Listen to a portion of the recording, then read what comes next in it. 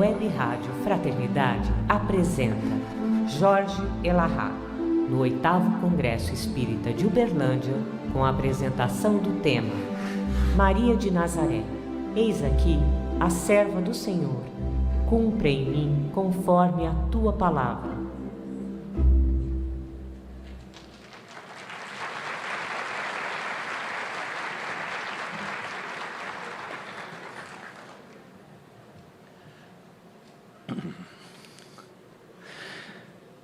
Boa tarde para todos nós. Passou rápido demais, não foi? Muito rápido. Mas antes de começar, eu quero fazer uma pergunta só para quebrar o protocolo. Quem daqui assiste o Pinga Fogo?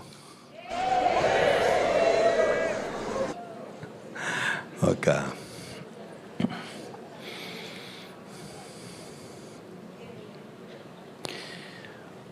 O nosso ponto de término do nosso evento evoca especificamente a figura de Maria, como expressa dentro dos evangelhos. E nesse momento particularmente, nós vamos fazer uma viagem histórica para buscar a Maria, que está expressa nos textos antigos, e que de alguma forma podem nos servir de base para um entendimento mais claro de quem seja esta figura tão singular, que durante esses nossos 3 dias esteve presente nas nossas mentes e nos nossos corações. Indiscutivelmente, não há documentos históricos, que não os religiosos, que façam menção à existência de Maria. Ela foi uma mulher muito simples, sem grandes visibilidades históricas, como as rainhas, as princesas, as imperatrizes, ou personalidades notáveis do ponto de vista do poder no mundo antigo que pudesse registrar a sua passagem.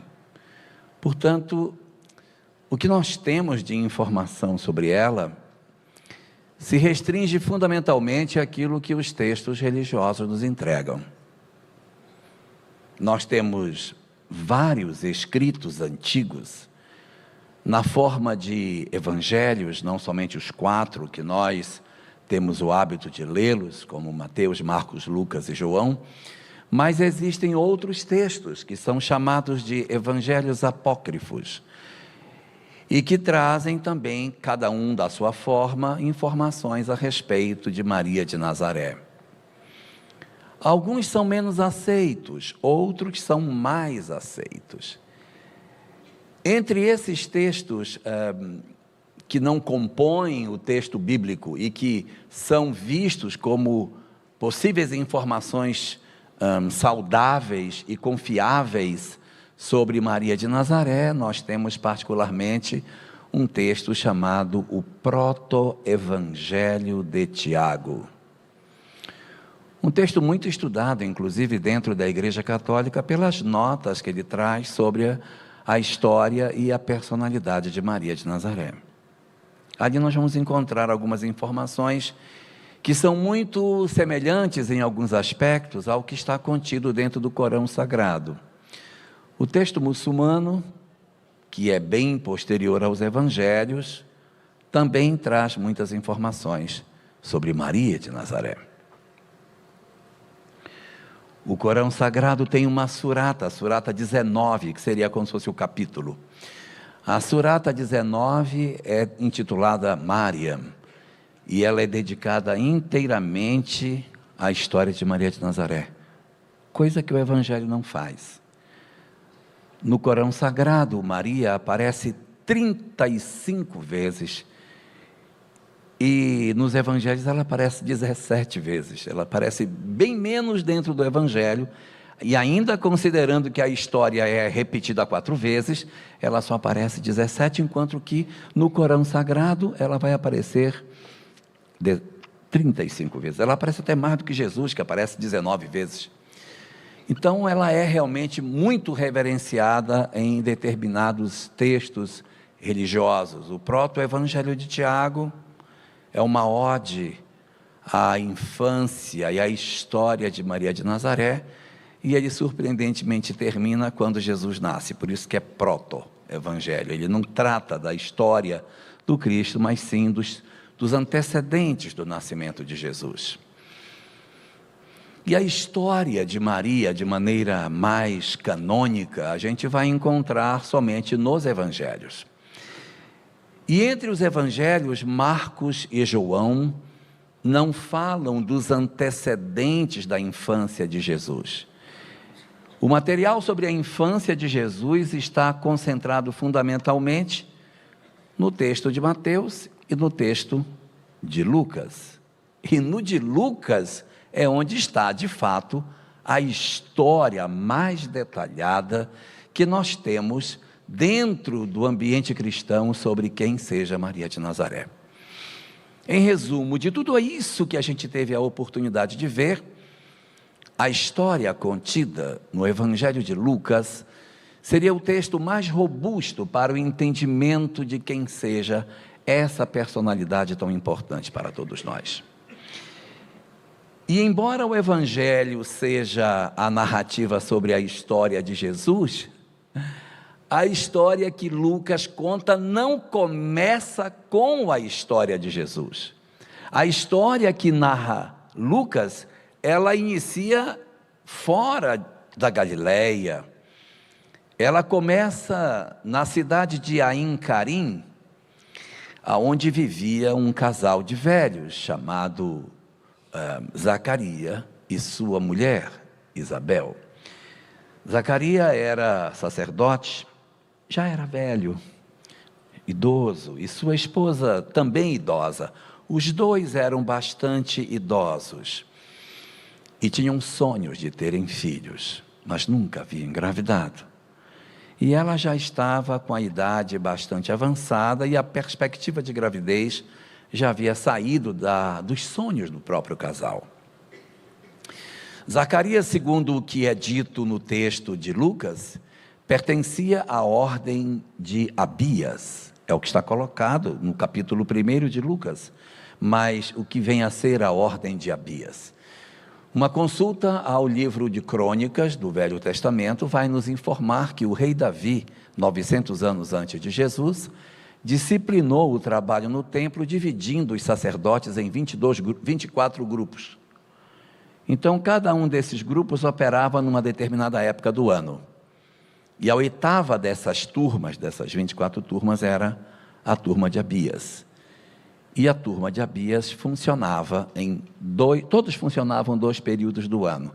E a turma de Abias funcionava no período março-abril ou período novembro-dezembro. Esse seria o período em que eles funcionavam. Quem gosta de fazer conta, vai fazer a conta que ela engravidou logo depois que acabou o período em que ele esteve no templo, então ela teria engravidado nessas 2 janelas, então 6 meses depois, vai fazer as contas todas, vai chegar à conclusão que Jesus realmente não nasceu no período do chamado Natal. Ele teria nascido em março ou em setembro, que são períodos mais propícios para que os pastores estejam no campo, e não no período de inverno de dezembro, quando neva em Jerusalém, neva na região de Belém, e portanto era improvável que os pastores estivessem no campo, se Jesus tivesse nascido no mês de dezembro. Mas a história narra que, exatamente nesse período de serviço de Zacarias, ele vai ao templo para fazer os seus serviços habituais. E estando ali no templo, aquele homem idoso, sacerdote, com seus rituais, com seus paramentos, sua liturgia, sua imensa preparação para o trabalho de serviço no templo, completamente devotado, porque só 2 vezes por ano é que as equipes ingressavam no templo para fazer os serviços de oferenda ao Senhor. Então, nesse processo de imensa conexão, ali, quando ele está fazendo a oferta, aparece uma entidade para Zacarias, dizendo para ele: Zacarias, não temas. E ele fica muito assustado. Não te assustes. Eu sou Gabriel e venho mandado pelo Senhor para te dizer que tua mulher, Isabel, conceberá um filho. E ele então diz: mas como que ela vai ter um filho? Ela já é idosa. Eu também sou idoso. Como que nós poderemos ter um filho? Me dá um sinal de que isso possa acontecer. E a narrativa dos evangelhos diz que o chamado anjo Gabriel teria dito a ele o seguinte: bom, já que você duvida que é um sinal, eu vou dar um sinal. Que é um sinal? Vou dar um sinal. Você ficará mudo até a criança nascer. E quando ele tem a visão, ele fica ali muito tempo ainda em êxtase, e o pessoal esperando que ele saísse, ele não sai. E quando ele sai, todo mundo estava preocupado, achando que tinha acontecido alguma coisa, e realmente aconteceu. E ele sai dizendo que não podia falar, entregam para ele uma tabica, e ele escreve nessa tabica o que teria acontecido, inclusive o nome do menino foi dado, que o nome do garoto em português seria João, em hebraico Yoshanam. Mas ele seria então João, o que não é habitual, porque o nome dos filhos seguem a tradição judaica. O filho mais velho tem um nome específico, que é do avô paterno, etc. Mas ali a tradição era quebrada e todo mundo não queria esse nome, mas ele insiste. E ele então, depois que termina o ofício, que vai durar até abril, ele vai para casa e conta o evangelho que pouco tempo depois sua mulher engravidaria. A história roda e diz que 6 meses depois, ou seja, Isabel já estava com 6 meses, quando o mesmo anjo visita uma segunda personagem. Só que agora ele vai na cidade de Nazaré. O anjo Gabriel agora não está mais em Carim, pertinho de Jerusalém. Ele se desloca e vai para a cidade de Nazaré, próximo do lago de Genezaré, na Galileia, e ali ele visita uma jovem, uma menina. O texto em hebraico, as profecias que existiam em hebraico, davam conta de que quando o Messias viesse, ele nasceria de uma jovem, sua mãe seria uma mulher muito jovem, muito jovem. E essa moça a quem o anjo vai conversar, vai se dirigir, é também uma moça jovem. Mas ela não está no templo. Ela não está vestida com roupas especiais. Essa menina está nos afazeres domésticos. Ela está na lida diária dela. Ela está fazendo aquilo que é o comum das mulheres de seu tempo fazer. E quando ela está nesses afazeres, essa entidade, a mesma, aparece também para essa jovem. E aí nós ficamos nos perguntando: por que motivo para a figura de Zacarias o anjo apareceu dentro do templo, todo paramentado, todo cheio das suas vestes, todo preparado para se conectar com o Senhor, e aí o anjo aparece. E quando a figura do mesmo mensageiro divino aparece para Maria,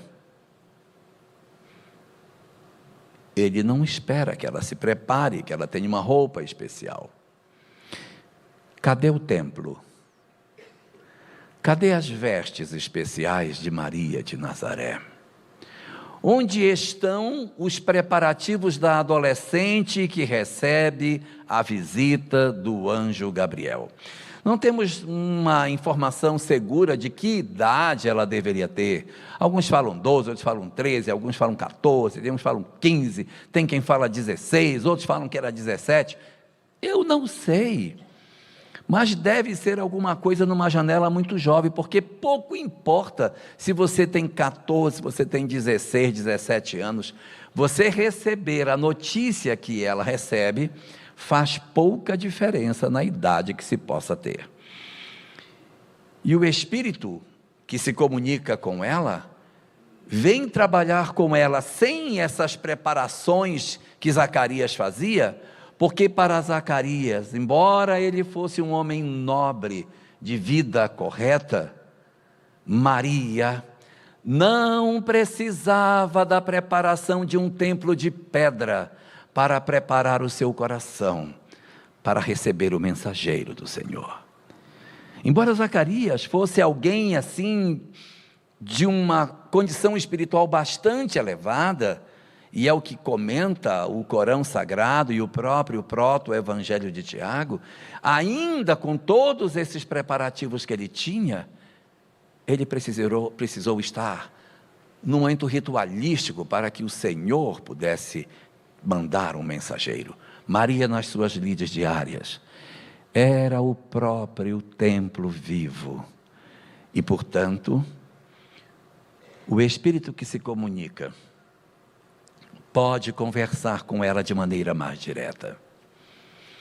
E é interessante porque quando o anjo Gabriel conversa com Zacarias, ele diz: Zacarias, não temas.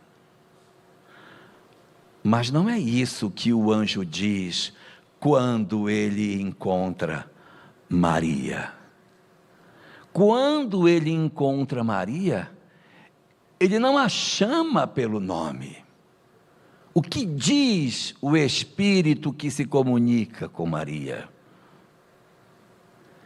Ele se aproxima dela e diz: Shalom, Malech Hesed. Louvada sejas tu, ó cheia de graça. Em hebraico, Hesed é a misericórdia, é a plenitude espiritual, é a grandeza de espírito. Male é pleno, cheio, repleta. Então ele se aproxima e diz: Ave, cheia de graça, bendita sois tu. Então, quando ele se aproxima, ele não a chama pelo nome, ele não diz: Maria, eu trago a mensagem do Senhor. A primeira percepção, Ana Teresa Camasmi, é que ele está diante de uma criatura divinizada, diferente, e ele, antes de chamá-la pelo nome, ele contempla a magnitude dela e diz: Ave, cheia de graça. Em algumas traduções diz: bendita sois tu, que encontraste misericórdia e graça no Senhor. Porque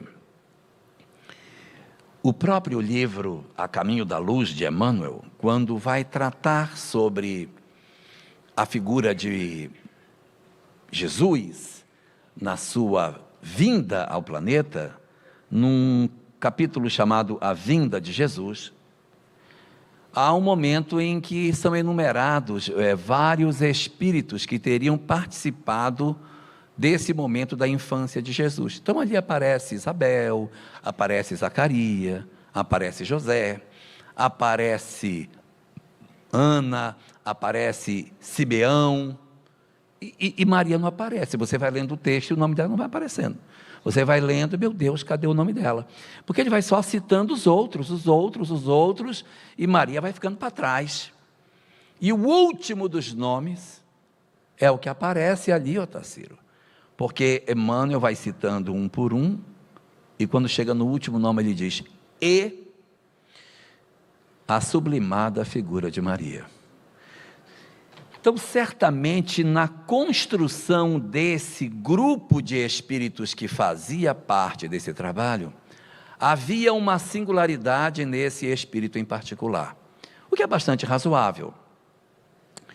Um Cristo planetário vai encarnar, vai precisar de alguém para promover o processo de acolhimento dessa entidade, para educá-lo, para ensiná-lo, para ser a tutora da sua vida, para realizar o trabalho de recolhimento desse espírito e prepará-lo para o mundo, e depois aceitar que ele vá fazer o seu trabalho, que ela se despeça rente à porta, Sâmia, quando ele então decide sair para a sua vida pública.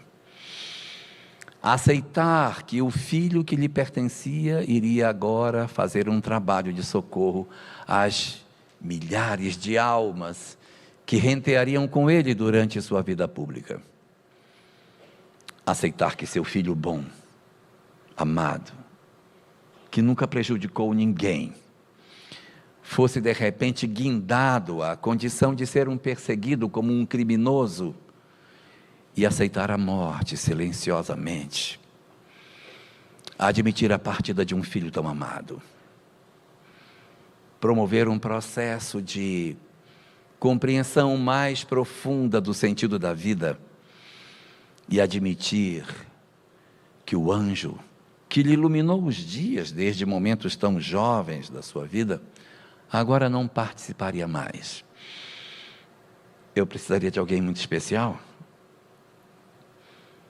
E entre as entidades que faziam parte daquela pleiade mais próxima do Cristo, Maria é escolhida para encarnar um espírito. Esse espírito é escolhido para ser Maria de Nazaré, exatamente pela imensidão da maternidade que já lhe era característica.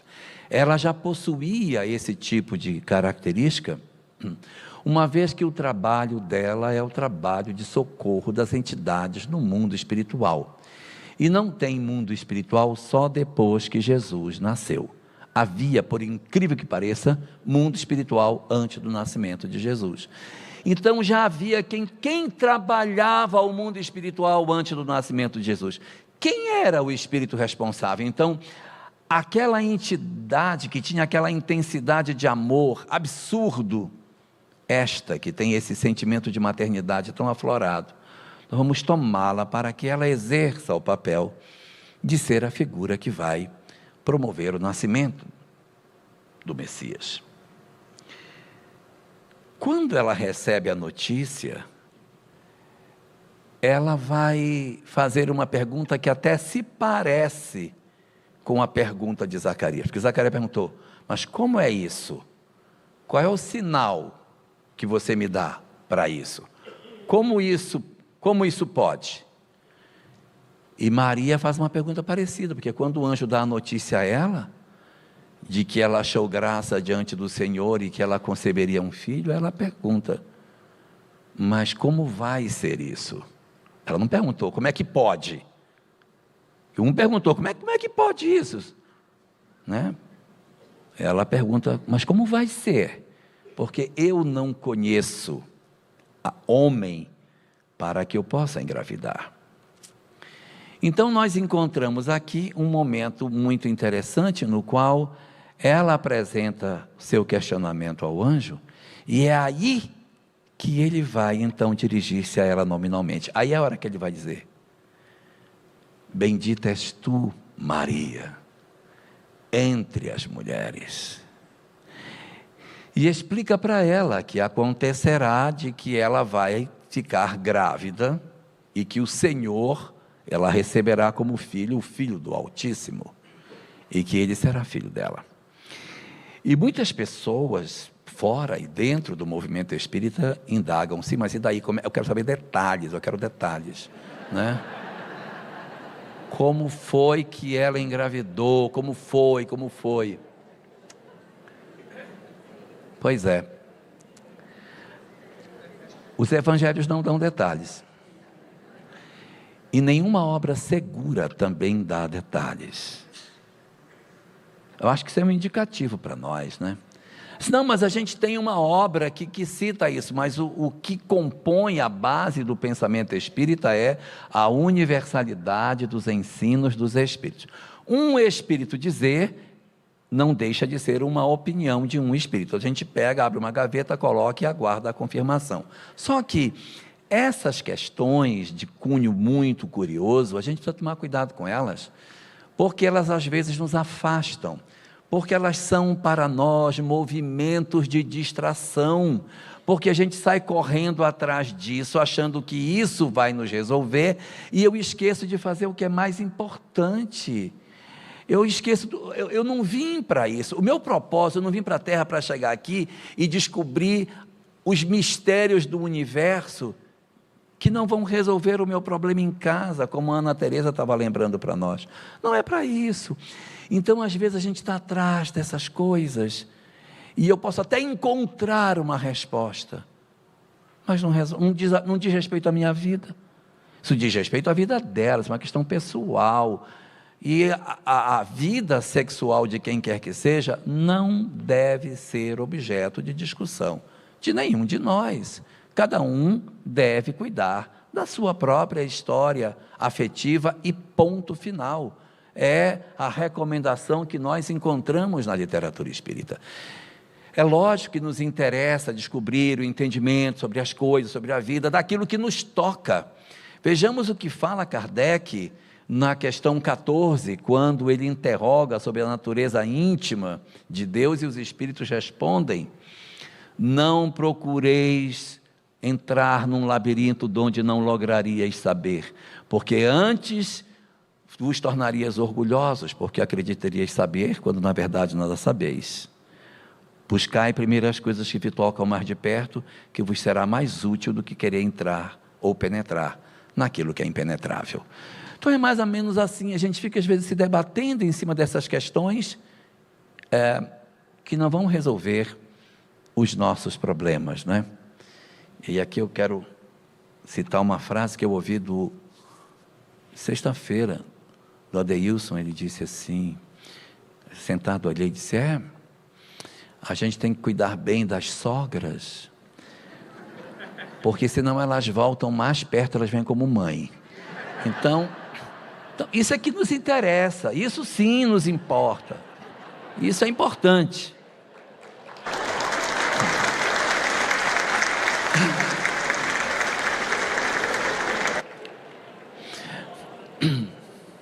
Não estou ameaçando ninguém.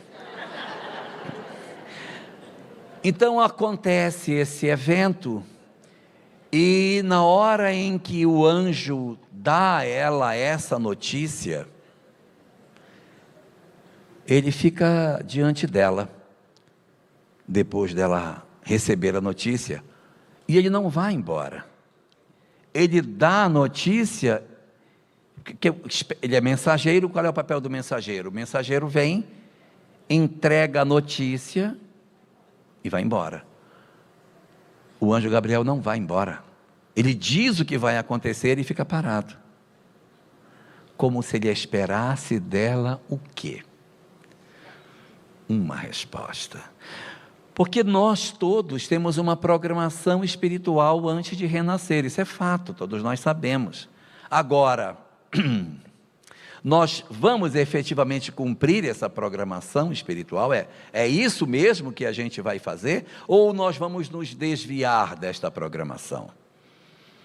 E Maria, embora seja um espírito de uma alta envergadura espiritual, ela poderia dizer: não, eu declino, eu não estou disposta.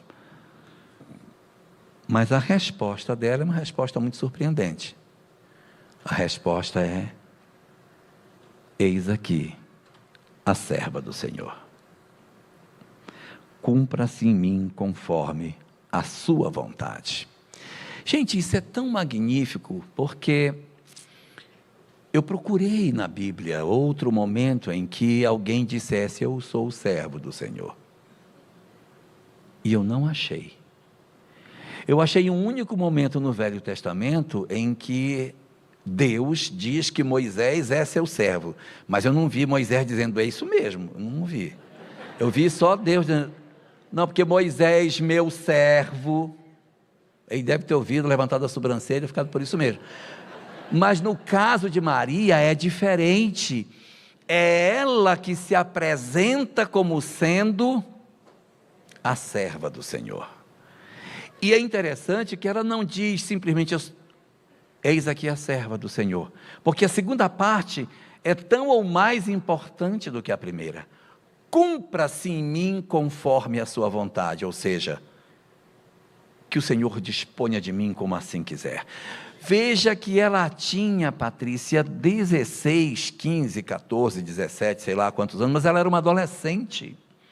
Então, se uma jovem, então adolescente, tem essa presença de espírito, não pode ser um espírito típico da terra, em dizer, eu aceito o desafio, e que se cumpra em mim conforme a vontade do Senhor. E outros companheiros aqui já comentaram antes que engravidar hoje é muito diferente de engravidar há 2000 anos atrás na Palestina. Uma jovem ficar grávida, ela ainda era noiva de José, não estava casada com ele, isso tudo é um problema grave. Ele ia visitar, o anjo também visita José e diz, não manda ela embora, não mande ela embora, ela está grávida, mas você vai ficar com ela.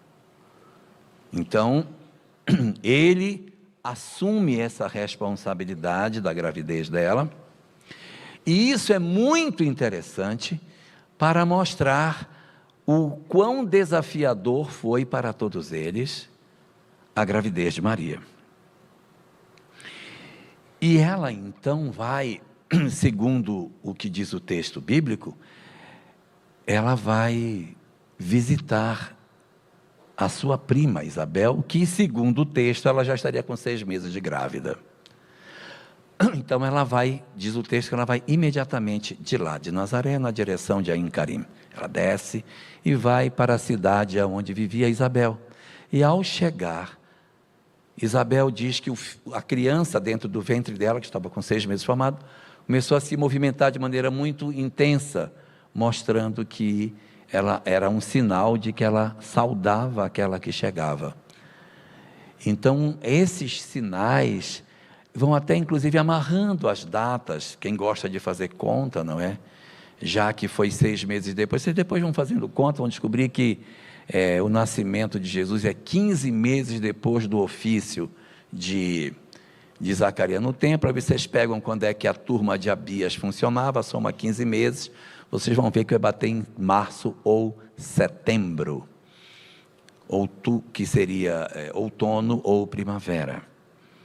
Isso é muito interessante perceber como a espiritualidade vai trabalhando e vai costurando essas proximidades, porque Maria, muito jovem, vai procurar a prima, já idosa, na expectativa de encontrar uma validação.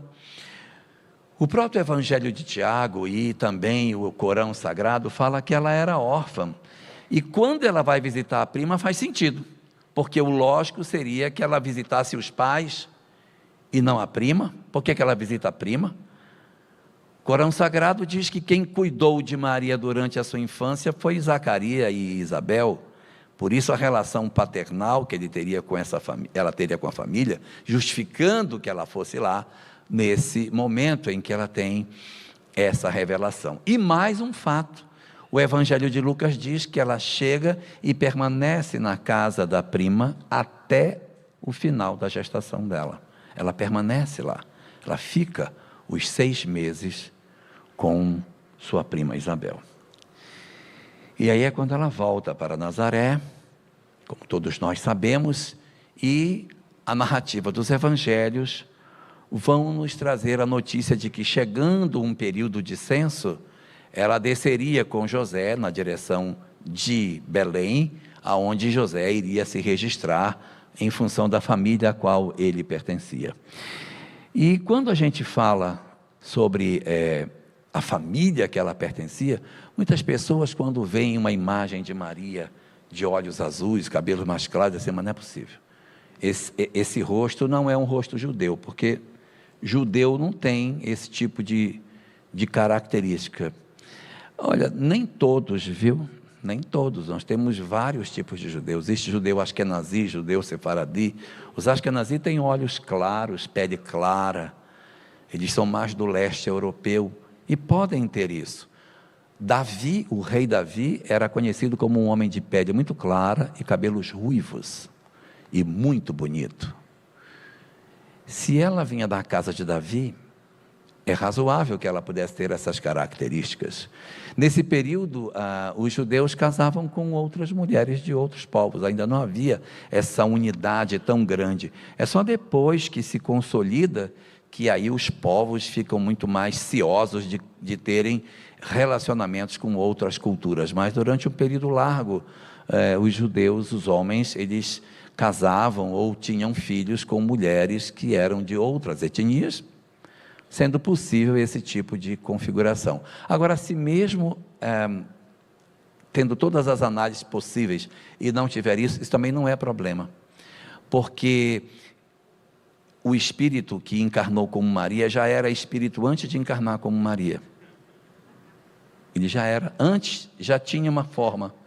Então, esta pode ser a forma que ela tinha, porque ela também não desencarnou com essa idade. Ela desencarnou mais idosa. E por que ela tem essa configuração mais jovem? Porque ela, na verdade, assim preferiu, como tantos outros preferem uma forma de acordo com o seu interesse. Emmanuel se apresenta como senadora, ela pode se apresentar como ela assim quiser. Então isso pode não representar a figura física de Maria de Nazaré, mas é a forma como ela se apresenta no mundo espiritual, e aí fica na conta do livre-arbítrio desse indivíduo. E há uma coisa muito interessante que mostra a grandeza de Maria de Nazaré. É que os episódios que se seguem ao nascimento de Jesus são episódios muito interessantes, porque ela tem a criança numa estrebaria, sem nenhum tipo de socorro. Uma mulher jovem dá à luz num local aparentemente desaparelhado, sem socorro, sem nada. Quem olhasse o parto de Maria naquele lugar, debruçado nas laterais da estrebaria, dizia: coitada desta criança, é um miserável ser de uma miserável mulher, numa condição miserável, que deve ter no futuro um futuro também miserável. Mas nós não temos condições de entender os desdobramentos espirituais que se escondem por trás dos aspectos materiais. Então Maria de Nazaré, que na verdade era aparentemente uma mulher muito simples, vinda do norte de Israel, que estava tendo uma criança que apenas com panos singelos ela tinha condição de acolhê-lo, colocou a criança num coxo de animais, onde os animais comiam, porque não tinha berço, improvisou ali entre aquelas palhas. Isso mostra a compreensão dela do sentido de todas as coisas. Ela ficava profundamente emocionada com todos os fenômenos que aconteciam. O evangelista Lucas registra, algumas vezes, uma atitude que se repete dentro da história de Maria. Ela diz, o evangelista conta que quando ela dá à luz, os pastores estavam no campo, não devia ser inverno, e os pastores então são anunciados por um anjo de que o Messias havia nascido e que eles fossem lá para conhecê-lo. Então, os pastores saem do campo e vão até lá para conhecer a criança, e contam isso para ela. E o evangelista Lucas, quando narra essa história, diz que tudo isso se deu, e Maria então pegou essas palavras e ela guardou no seu coração. Então, quando ela tinha uma notícia espiritual, porque é singular você dar à luz a uma criança e de repente os pastores entrarem e dizer: olha, estávamos no campo, os anjos apareceram e nos disseram que o Messias havia nascido e nos pediram que viéssemos aqui. Então, quando havia esse tipo de fenômeno, de algum tipo de revelação espiritual, o que fazia Maria? Maria não simplesmente ignorava as coisas que aconteciam. Maria abria o seu coração, guardava as palavras dentro do seu coração. Então, as coisas que ela recebia que eram importantes, ela guardava dentro do coração dela. Quando Jesus fez 8 dias de nascido, Jesus tinha que, segundo a tradição judaica, ser levado ao templo de Jerusalém para ver a circuncisão e ele então ser consagrado. Ele era primogênito, tinha uma oferenda para fazer, várias cerimônias iriam ser feitas, e ela vai. Quando ela chega lá, ela encontra 2 personagens na escadaria do templo. A primeira que ela encontra é Simeão. Simeão aparece e diz para ela que ele vivia a vida inteira esperando pelo Senhor, e o Senhor agora havia sido visto por ele, e que ele já poderia morrer, porque os olhos dele já haviam visto a salvação. E uma outra mulher, chamada Ana, que tinha 84 anos, era viúva e vivia ali nas escadarias do templo, quando vê Jesus, criancinha, ela olha para ele e também o reconhece como sendo o Messias, 8 dias de nascido. E no diálogo que Maria tem com Simeão, Simeão diz para ela o seguinte: esta criança virá para a queda de muitos em Israel. Ele será grande e poderoso, e promoverá a mudança dentro daquilo que Israel possui. Ele sentará no trono de Davi. E vira-se para Maria e diz: e quanto a ti, mulher, uma espada atravessará o teu peito. Ou seja, você se prepare, porque você vai experimentar muitos sofrimentos.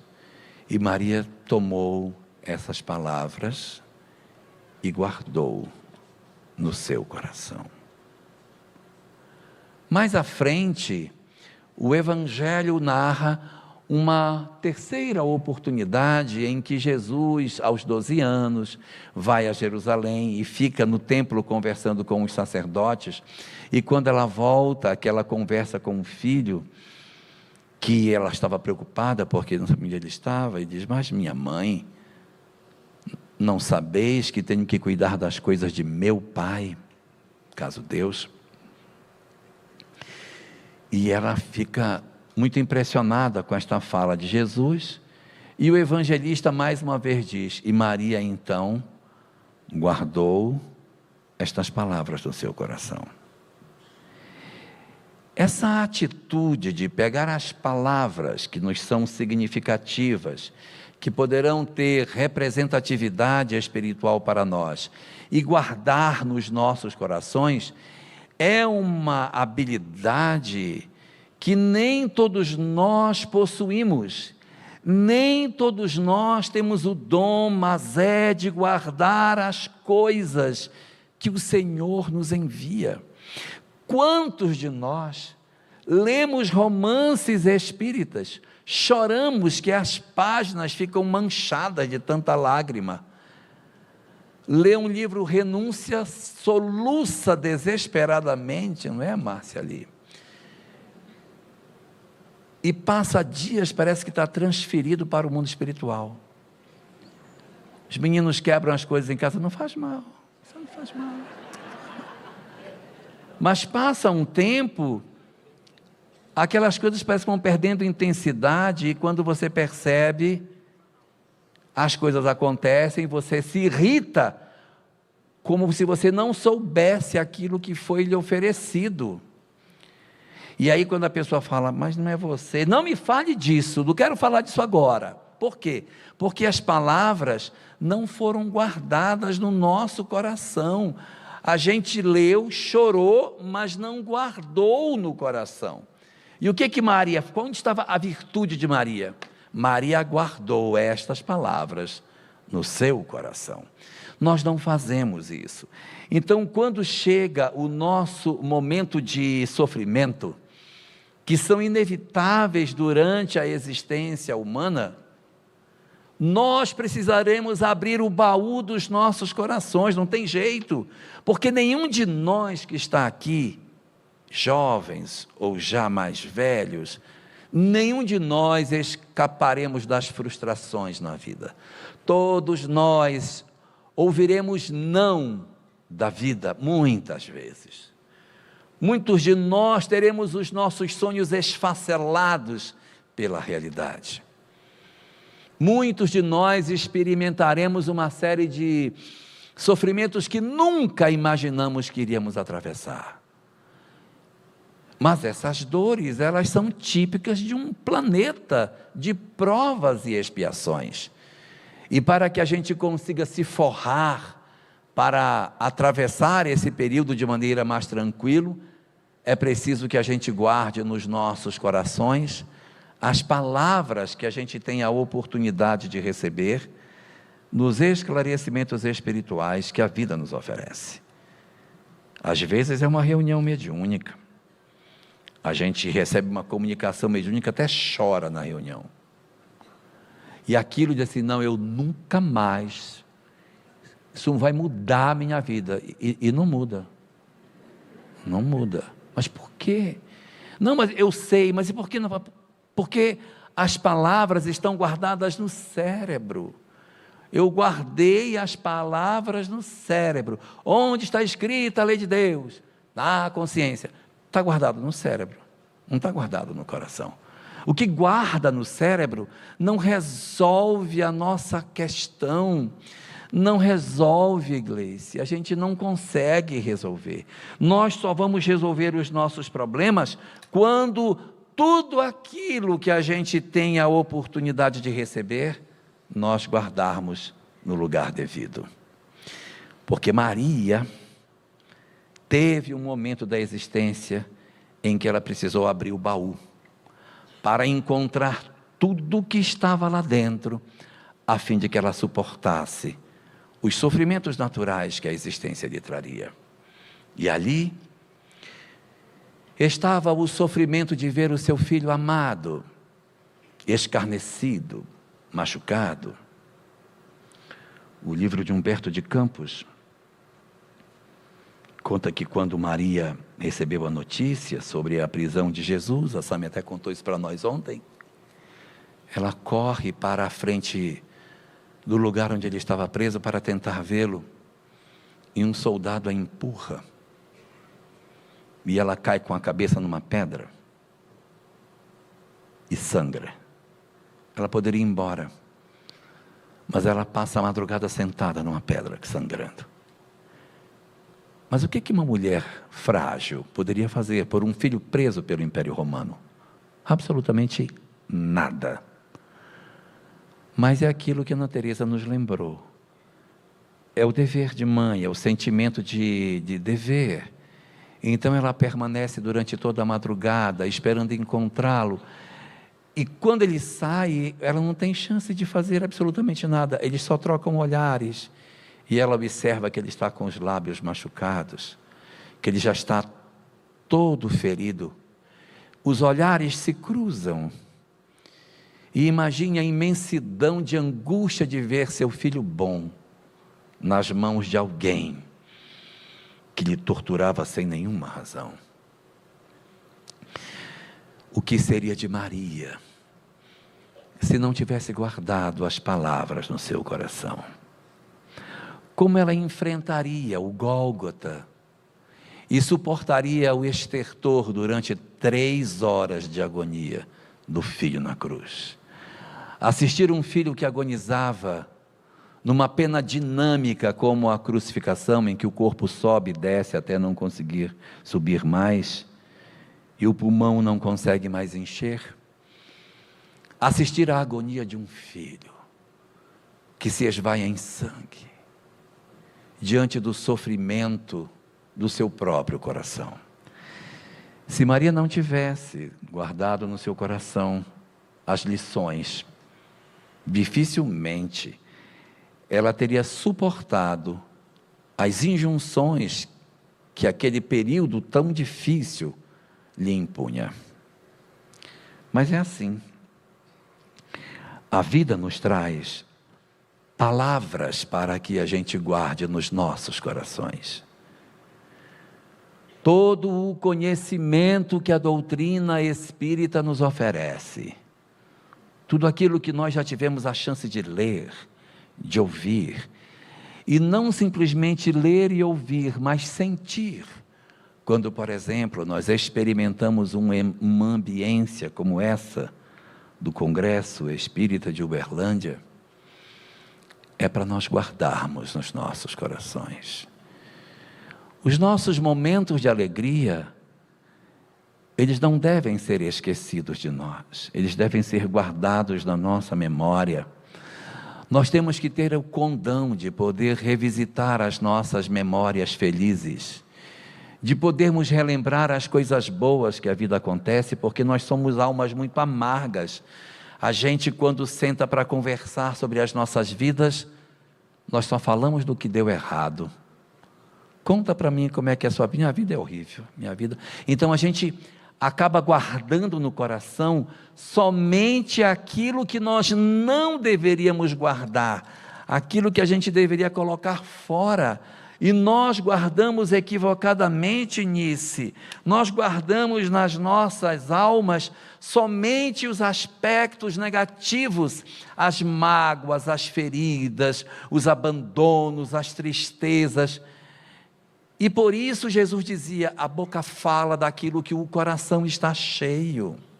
Se os nossos corações estiverem cheios de amargor, como nós iremos enfrentar os desafios que nos aguardam amanhã, hoje à noite, quando nós voltarmos para casa? Aonde nós vamos depositar todas as experiências que nos foram oferecidas durante esses 3 dias? Todo o manancial de saber que a gente vem trazendo desde o primeiro contato com a mensagem espírita. E a gente diz assim, mas é uma página de novo sobre reencarnação, isso que eu já li não sei quantas vezes. Mas é porque guardou no cérebro, pelo amor de Deus, guardou no cérebro. É preciso guardar no coração. É preciso que a gente reveja, sim, é verdade, vai rever sim. Por quê? Porque o objetivo é que nós nos convençamos intimamente. Não é para que eu simplesmente saiba os princípios espirituais. Isso não vai salvar ninguém. Conhecer as verdades espirituais é muito bom, mas não é o essencial para a libertação das nossas almas. É preciso que nós saibamos dar verdadeiro sentido para tudo aquilo que a espiritualidade investe em todos nós.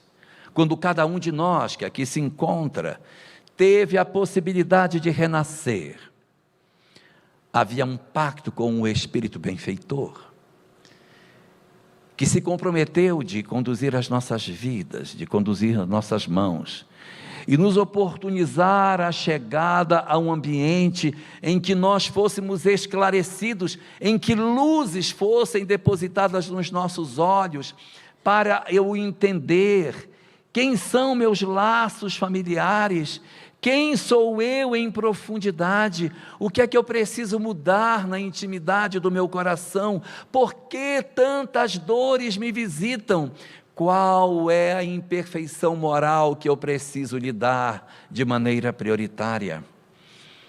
Nós precisávamos dessa mensagem, e o nosso Espírito benfeitor se comprometeu de nos trazer para ambientes dessa natureza.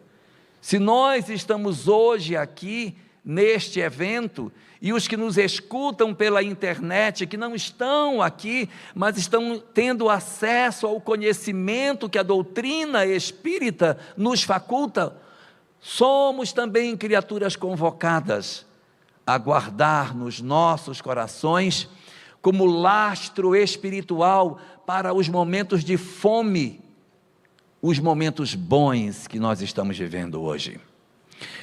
Nas horas de maior dor, nas horas de maior tristeza, é quando nós encontramos a chave do nosso baú. Quando nós estamos na abastança, nós dificilmente abrimos o nosso baú das nossas emoções para abrir o que tem dentro. A vida está tão risonha. É somente no deserto. O judaísmo diz que os 10 mandamentos foram entregues no deserto, porque é no deserto das nossas vidas que Deus consegue nos entregar o que Ele tem de melhor. Porque quando estamos no campo florido, no pomar, na riqueza, nós nem consultamos as coisas espirituais. Então é na hora da tristeza, quando cada um de nós aqui que foi trazido pelo Espírito benfeitor para reconhecer a mensagem espírita, a fim de que esse conhecimento servisse de antídoto contra o nosso desespero, terá um momento em que precisará abrir. Nós precisaremos abrir o nosso cofre. E nós precisamos que esse cofre esteja repleto das boas notícias. Porque nós já recebemos muita coisa. Nós já recebemos coisas repetidamente, muitas vezes. Mas é preciso que nós guardemos nos nossos corações essas verdades, para que quando os nossos momentos naturais, inevitáveis de sofrimento, venham convocar as nossas almas a dizer: eu sei porque este conhecimento aparece na minha vida, para que eu consiga superar o luto de um filho, para que eu consiga superar uma separação conjugal, uma perda de um membro, a perda da minha saúde, os meus momentos de profundo amargor pela solidão que eu vivo, o meu abandono, as minhas tristezas infinitas, as minhas dores que eu não confesso a ninguém e que visitam a minha alma. Ah, como nós seríamos felizes se nós conseguíssemos fazer isso. Porque se nós fôssemos verdadeiramente capazes de passar a olhar a vida com olhos do Espírito e guardar nos nossos corações as lições que a vida nos desse, e tivéssemos aqui dentro todo um manancial de saberes, quando chegasse a hora do nosso sofrimento, e que as nossas vidas nos convocassem aos processos de testemunho terríveis que muitos de nós passamos, nós estaríamos aptos para poder dizer: eis aqui o servo e a serva do Senhor, que cumpra-se em mim conforme a sua vontade.